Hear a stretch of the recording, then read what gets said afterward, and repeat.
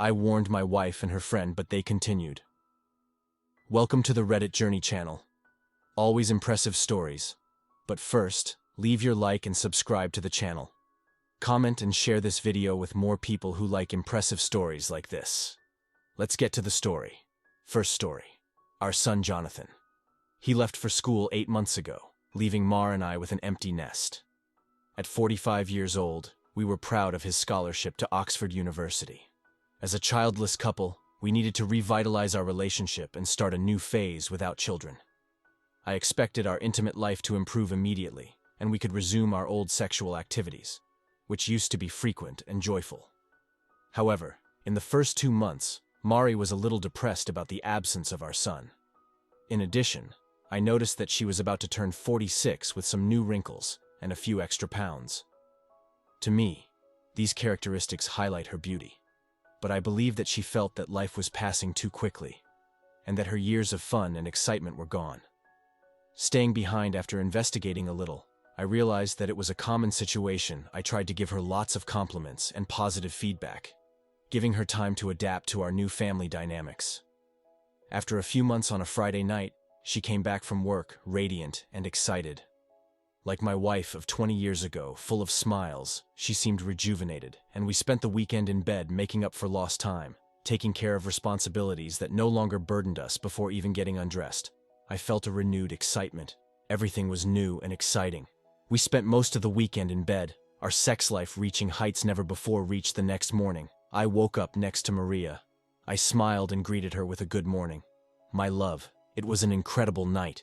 What happened to spark this new fire? Whatever the reason, I want you to continue. I love you, dear, were her words before caressing me. And once again we gave ourselves over to love, before going down for coffee in the morning. For the first time in years, I felt that our life was being rekindled, and that we were starting a new phase together. What I didn't know and discovered later was that it wasn't me, but a coworker of hers, who had awakened this sexual desire in her. He showed interest in Maria. His compliments and flirting rekindled something inside her.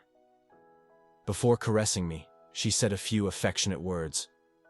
And once again we surrendered to love before going down for breakfast for the first time in a long time.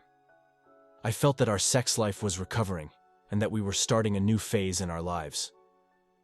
What I didn't know at the time, and only discovered later, was that it wasn't me who had awakened so much sexual desire in her, but rather a man from her work.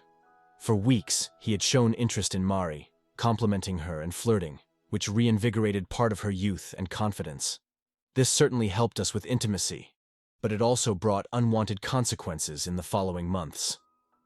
3 months later, we were doing well financially with stable jobs that we loved each other, and Jonathan was thriving at university.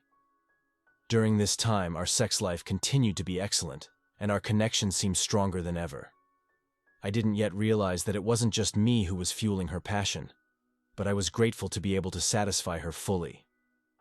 I felt like I was reaching a new level of intimacy. The traditional Friday nights we were dating followed the same rhythm. We watched a movie. We went out for dinner, and when we got home we would indulge in love until we fell asleep in each other's arms. We did this regularly to maintain an active social life. We both enjoyed our date nights and tried to rekindle our youth and vitality. Compared to our friends our age, we were being more sexually active, and I was working hard to keep the spark alive on this particular night. She asked me if I wanted to go out for a drink after dinner, looking at me with a hint of flirtation. While flashing a mischievous smile, she proposed to go to a new club I had heard about at work called Highway, which was only a 10-minute drive away. It was a lively place, with live jazz music. We had a few drinks at the bar, and Maria was even more affectionate and loving than usual. I loved her energy, and I couldn't wait to go home. She gave me a smile and a soft kiss on the lips. I was looking forward to having her right there at the bar. But at that moment, the band stopped playing, interrupting our public intimacy. The band was taking a break while I finished my third Martin. And it was then that an unknown man approached us and exclaimed in a husky and loud voice, "Mari, it's you! You look stunning! Tonight." There must have been a flash of surprise crossed my face, as my wife's expression changed from a smile to an expression of apprehension as she quickly introduced us. "Hello, Brandon. What a surprise to find you here. Brandon, this is my husband Charlie, she said, as he hugged her. A wave of jealousy washed over me, and my intuition whispered that something was wrong. Even under the influence of alcohol, I realized how events fit together. A pleasant atmosphere at home, the discovery of a new bar, a wife showing more affection than usual, an unexpected encounter with a man at the very bar she had suggested we go to. Although I had no evidence or reason to suspect anything improper, my vigilance increased. Brandon appeared to be in his 40s. He was charming with a seductive voice. I could imagine the impact his words would have on women. He was friendly and easygoing. After another drink, I began to relax and consider that his presence there might be a mere coincidence. After accompanying us for about 20 minutes later, the 10-piece band resumed their performance and everything seemed fine until he asked me for permission to dance with my wife. She promptly stood up and said, "Of course I don't mind, honey," as she led me to the dance floor, leaving me before I could react. I was furious, realizing that this was a trap. After 3 slow dances, I almost left her there and went home. But I chose to stay and watch how the situation unfolded. As I watched, small details began to bother me. The excessive closeness with which Brandon assured me, how she would rest her head on his shoulder and put her arms around his neck, and how they would whisper in each other's ears. Alarm bells in my mind began to ring, and I realized that my intuition was right and that there was trouble coming. When they returned and acted as if nothing was wrong, Brandon started a new conversation, as if dancing with my wife was a routine. He praised my wife a lot and how she helped him at work. When he asked me about my interests and hobbies, Maria answered for me quickly and thoughtfully, mentioning that I loved watching football and was a big fan of Manchester United. The conversation then turned to a football match that was taking place the next day, and Brandon surprisingly offered me 2 tickets to the match since he wasn't a football fan and thought he'd give me them as a gift. He showed me the tickets, which were for front row seats in the central field. The tickets were incredible and impossible to get, but they were right there in front of me. I instantly realized the situation. For what it was like the serpent in Eden offering the apple to Eve and encouraging her to bite. I replied cautiously, "These tickets are really excellent. You should enjoy the match. My friend isn't really my type of program. You know? Look, I won't be using them. So I'd rather you have them and enjoy the match. After all, since you're Mari's husband, it would be an honor for me if you used them." My resentment grew by the moment I knew exactly what was happening, but I accepted the tickets. If he called me a friend one more time, I swear I would face him calmly. I replied, "Thank you, Brandon, that is very generous of you. I am sure my wife and I will appreciate the gesture." I already knew what to expect when my wife, with her charming way, said, "Oh, honey, I hate going to these games. You should go with Jack. After all, you two would have fun than me. Don't worry about me. I have many things to do." And so it was decided, you will go with Jack tomorrow. At that moment, I was not sure how far that relationship had gone. I did not know if she had already been with him or if she was about to open our marriage, but it was obvious that she wanted him, and I was being left out. She simply did not understand my determination and perspicacity. So I decided to just watch the events unfold. I had no concrete proof, only my intuition fed by what I witnessed on the dance floor, and the obvious trap at the bar that night. I chose to let things take their course and see where it took us. I would take it as I adapted my plans as needed, no matter how many playoff tickets I was offered, or how much money was at stake. I would not share my wife if she wanted to get involved with someone else. It was her choice, but I would not be a part of it. Their fate was set. I recognized Brandon for what he was, an intelligent and charming seducer, but also a predator who took advantage of married women. Mari was intoxicated by the drinks, and Brandon's attention didn't notice that I had barely spoken since we left the bar. Although she was horny when we got home, I remained enraged and pretended to have a headache, attributing it to too much alcohol. Jack and I headed to the game while I kept my dark thoughts to myself. Even during the playoffs, even though I wasn't naive before I left the house, I strategically placed 2 voice-activated recorders I had purchased that morning and activated the tracking app on her phone while she was in the shower, aware of her imminent absence. We both assumed they would have time to meet or discuss what had happened the night before. At the bar, To my surprise, she didn't leave while I was at the game, and there were no intriguing recordings on the devices I had installed. I maintained my suspicion and remained on high alert for any eventuality. When I returned from the game, I found her elegantly dressed, having prepared a great dinner for us. After exchanging a big kiss and a loving hug, she led me to the kitchen. "How was the game, dear?" "We won." I said, "Yes, Manchester won 3-1. You must be excited to have watched the game in such good seats." "It was very kind of Brandon," I agreed. "Yes, very kind. And they were excellent seats." Mari seemed pleased and smiled all night, which made me restless from that day on. I heard constant talk about Brandon at work, about their lunches together, his country house at work, and their travels. I was starting to lose my patience. So one night she came home radiant and happy, hugging and kissing me more than usual. Well, that was a nice greeting. "What was it? You won't believe, but you know the La Traviata opera. Yes, you've been talking about it for years." "Why, good. There's a performance at the Royal Opera House this Friday." "Mari, you know I hate opera. Do you really want to go?" "Yes, I do. But you don't have to go." "That's the great news. Look, I had lunch with Brandon today, and he told me he just got great tickets for this opera. Another vendor gave them, just like the ones he gave you for the football playoff game when he heard. I've always wanted to see this opera. He offered me the tickets but got upset when I said how much you hate opera and that you don't. He had a great idea and offered to take me to the opera of my dreams, and then to a nice dinner. Isn't that sweet of him, dear? Very generous." "Such a sweet guy," I said sarcastically, and continued. "But of course, you refused, right?" "No, I didn't refuse. Why would I do that? I mean, I know you don't want to go, and it's no big deal, right? Surely you don't mind if I go with Brandon, right? If it is a big deal, the problem is, you shouldn't go on a date with another man whether he's home or out. That's not what a wife does." "Honestly, I'm surprised you would even consider accepting a date," I said, knowing full well it was all planned. "Oh my. I didn't think of it as a date. Sorry, you got it all wrong. You know, Brandon, and he's our friend. I mean, he gifted you these amazing playoff tickets. You had a great time, he bought all our drinks, and he's been a great coworker to me, I'm sure you understand." With a discreet smile, I decided to give him enough freedom to get involved, watching closely to see how things unfolded. Well, yes, he did all that, and he seems like a nice person. However, I don't feel comfortable with the idea of my wife going out with another man. I would prefer you not to go or do something rash. But you are a grown woman and can make your own decisions.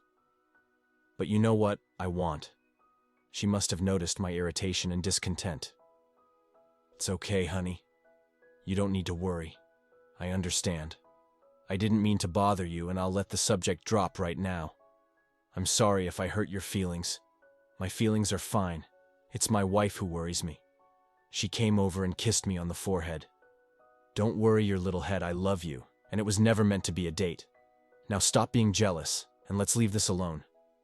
We let the subject drop, but I didn't forget. And when she suggested having sex that night, I made up a headache since I was so angry and hurt by our conversation. I still wasn't sure if she had had sex with him, but it seemed like she was starting an affair with him, whether she realized it or not. And I knew if I didn't stop it, I could see serious problems ahead if she had already slept. Then we would have a big problem with Brandon. He was intruding on our relationship, turning into an even bigger issue. I expressed my uneasiness at constantly hearing about him, admitting that it was making me a bit jealous. I asked her to stop meeting him for lunch. She resisted and argued Charlie. I declined the invitations to the opera as per her request. "But you are generating. I will not stop being friends with him, or occasionally have lunch with him. You need to be more understanding." Even though I was furious, I needed to figure out how to handle the situation without making things worse in our marriage. Shortly after lunches turned into after-work drinks, when I confronted my wife about a possible affair. She assured her there was nothing sexual between them. She just enjoyed his company. "So you are not attracted to Brandon? Don't try to fool me." "Mari, well, all the women in the office find him attractive." "Honey, but I am taken, and I haven't done anything." "But what about you? You want to?" "He is handsome and his voice is charming. But don't worry. I don't need to worry how you would react. If I went out for lunch and drinks after work with a woman I would love to have sex with, I don't think you would accept it so easily." That conversation didn't end well, and there was some distance between us in the following days. She was furious at the idea of me being with another woman, and made it clear that it wasn't a possibility. Then she threatened me, saying she would cut off my testicles if I attracted. I thought she was delusional and not thinking clearly. I had a bad feeling that our future husband and wife were in danger.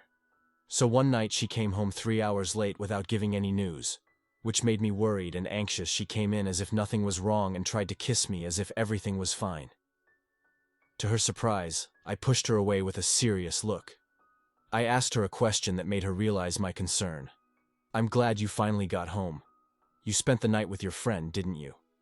My wife had never heard me speak like that.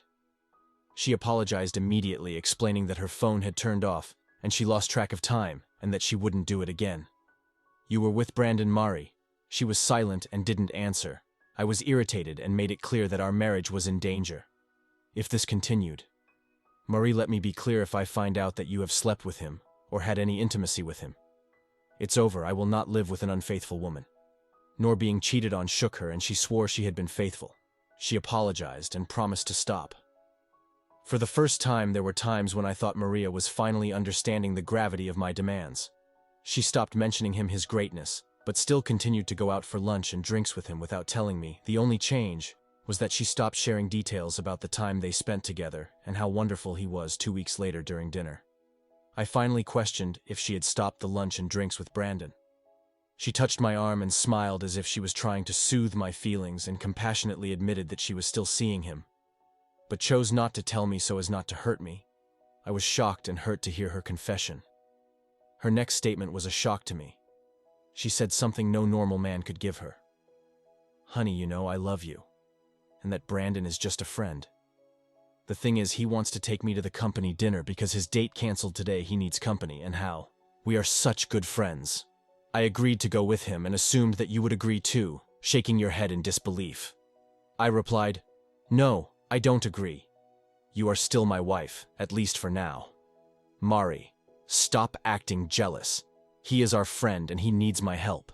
I will go with him and you need to trust me. I guarantee that everything will be fine." Jealous. This situation is influenced by her.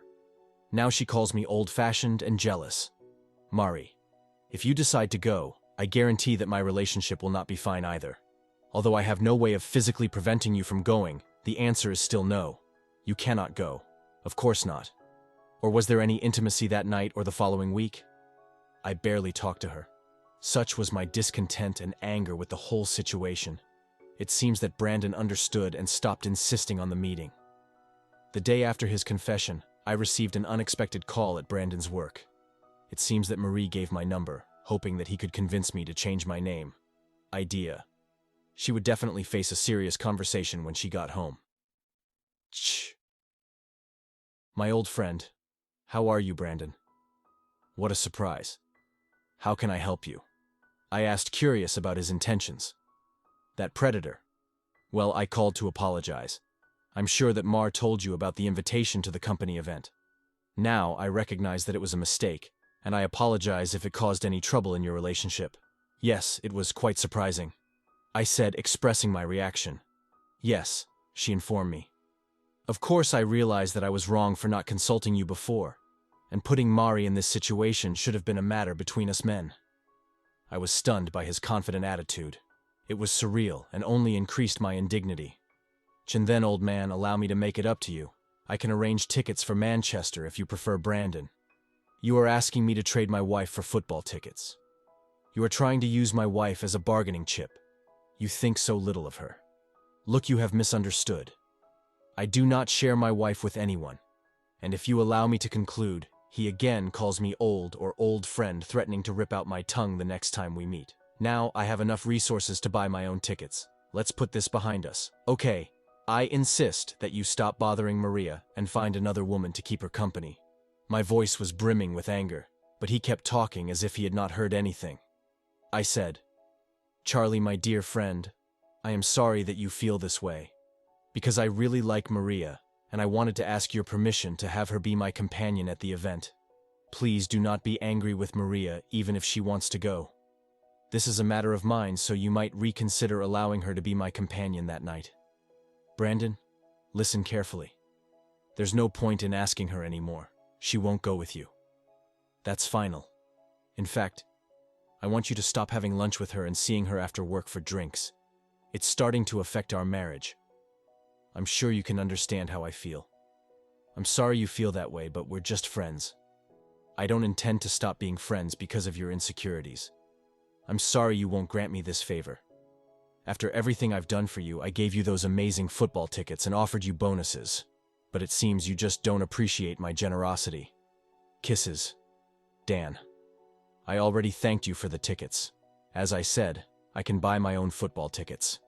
Now please leave and stop meddling in my marriage, I said.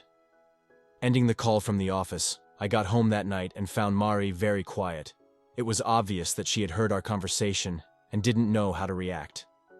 Eventually, she couldn't stand the silence any longer. I found out about your conversation with Brandon today. Did you really have to be so rude? You hurt his feelings, she said, giving him a look that could freeze a lake in the middle of summer. Screw him. Screw his feelings. It's funny how you care about his feelings and not your husband's. And why did you give him my work phone number? You really need to be with him to the point of this. Maybe I should leave so you could be with your new boyfriend. She looked down and said, I hoped we could be best friends. So we could all hang out together. I'm sorry about the way things ended. I never meant to hurt anyone. You're out of your mind, woman. I don't want anything to do with him, and I told him to stop taking you to lunch and seeing you after work. If you forgot you're a married woman, start acting like one, or this will end bad. I can guarantee she got irritated by this and said, stop acting like a jealous teenager. We've been married for 20 years and nothing is going to happen. I hope you're right. I would hate to think I wasted my last 20 years with the wrong woman. I replied, hoping she would reconsider. I didn't say anything else that night, and again. There was no sex. In fact, I started sleeping in our son's room because I was so upset with his actions and comments that I needed to be alone. Maria was upset that I moved to the other room and tried to make up for it over the next few weeks. She said she stopped seeing Brandon for lunch and tried to become a more affectionate wife. I slowly got back into the habit of sleeping in our bed, but I still didn't feel ready to be intimate with a woman who clearly had feelings for another man.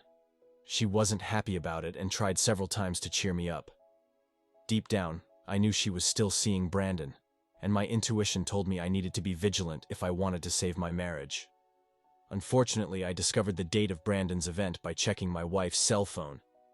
Text messages, we didn't have passcodes on our phones, and I had never looked into her privacy before, so there was no need for secrecy to read her plans. This saddened me because I knew that things between us would change. What I learned also made my planning much easier. To my surprise, her last weeks as a loving wife were a way for me to recover and forget the problem with Brandon. What I discovered is that my manipulative wife was about to give me the news that she would in fact go to the event with Brandon next Thursday night. So I had a thought and wanted to see if she would go with him or be faithful, even knowing that I had forbidden her to be with him. So the next morning during breakfast, I announced that I had a meeting in London Res on the 22nd and wouldn't be home until late the next day, knowing that Brandon's event was also on that date. Brandon was there on the night of the 22nd. I gave her the chance to cheat on me and go to the event or be honest and tell me about her plans. I wouldn't stay if she went to the party without telling me. I would move out and ask for a separation. The marriage was over. Unfortunately, she chose to remain silent and didn't tell me anything. She continued to deceive me, acting like the perfect wife we had, luxurious dinners, an impeccable home, and loving kisses, but never mentioned Brandon or the impending event. The next morning, I gave her one last kiss and went to the office with no intention of going to London. I chose to spend the night in the same hotel where the event was to take place. At that time, I consulted a lawyer and prepared the paperwork for the divorce, including considering the date for delivery of the documents. I offered double the rate to the bailiff so that she would be with me at the hotel and could deliver the papers after my approval. If she followed the path I predicted, our marriage was already doomed to end. Sitting in the lobby, I disguised myself with a medical mask, sunglasses, and a cap, reading the newspaper, while I carefully observed the main doors at 8 p.m. Brandon entered the room soon after my wife entered the hotel, who was wearing an elegant black dress and high heels without a bra, showing off her breasts. She was radiant, laughing and greeting other guests. Although I was prepared to see them together, witnessing their intimacy in public left me disconcerted. I contained my anger and discreetly recorded the scene on my cell phone, planning to show it to her later. Even when Brandon called, my wife chose to ignore my call, focusing all her attention on him. I felt as if my heart had been ripped out of my chest. The scene made me question all the years of dedication and love I invested in our marriage despite the pain I left. Messages trying to save what was left of our relationship, however, she showed no remorse watching them together. I realized that my wife was more involved with Brandon than she let on. Even so, I kept discreet and watched from afar. When it became clear that they were about to leave the party, I took steps to confirm my suspicions. Who knocked on the door? 1246. We heard some noises as I stood to the side, out of sight by the lock. A deep voice came from inside the room. "Who's who?"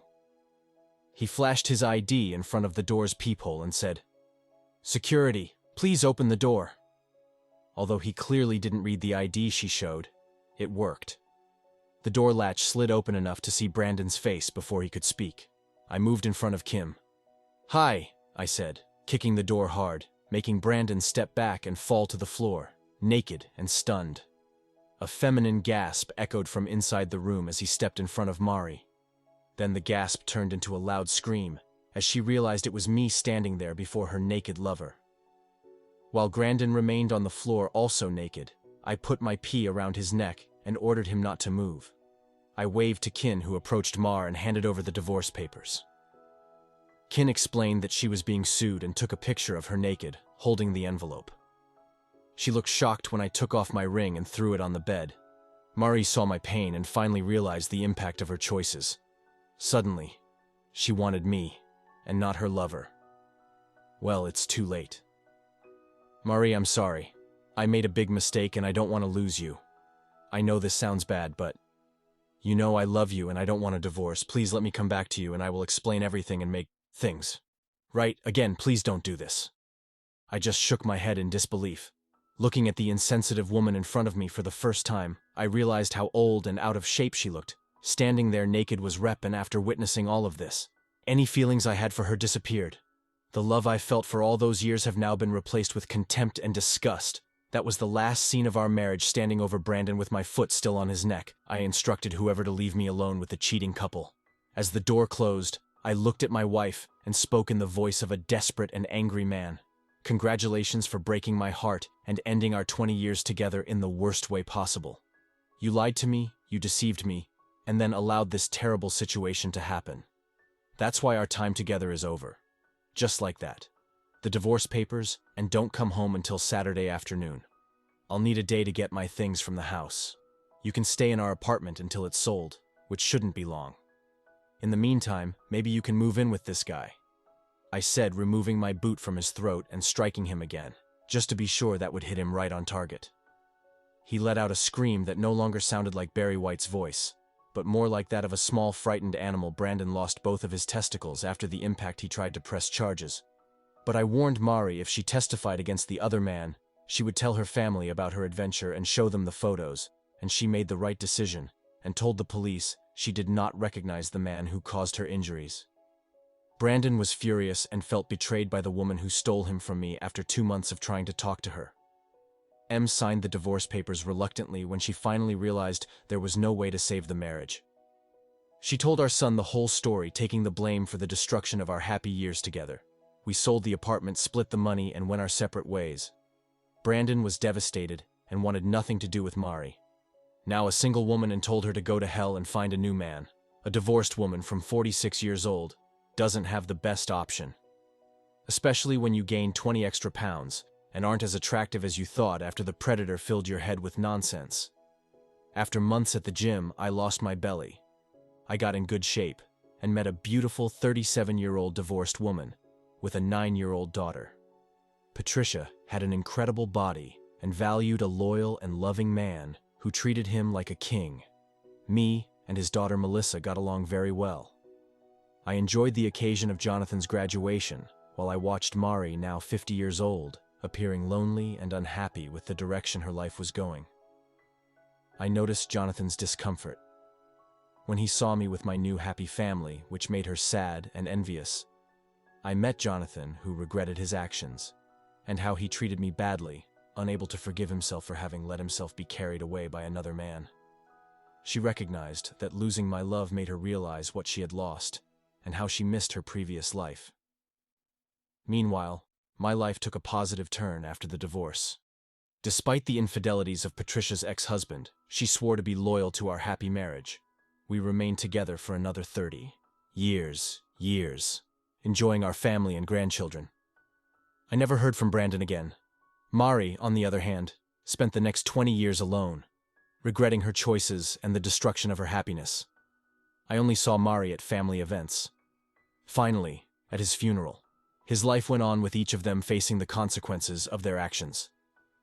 As the saying goes, forewarned is forearmed, and they were duly warned. They lived with the consequences of their decisions. In the end, each of them followed their own path, dealing with the choices they made throughout life. It is a reminder of how our actions can shape our destiny and that of the people around us. It is certainly a story of lessons learned and choices made, showing how love, trust, and consequences shape our lives. I hope that by reflecting on these experiences, we can find wisdom for our own paths. If you need anything else, I am here to help. If you liked the video, leave a comment. Your like, subscribe to the channel, and share this video with other people who like stories like this one. Also watch other videos on the channel, with themes that will be impactful and exciting, that will leave you thoughtful. Thank you for watching the video until the end.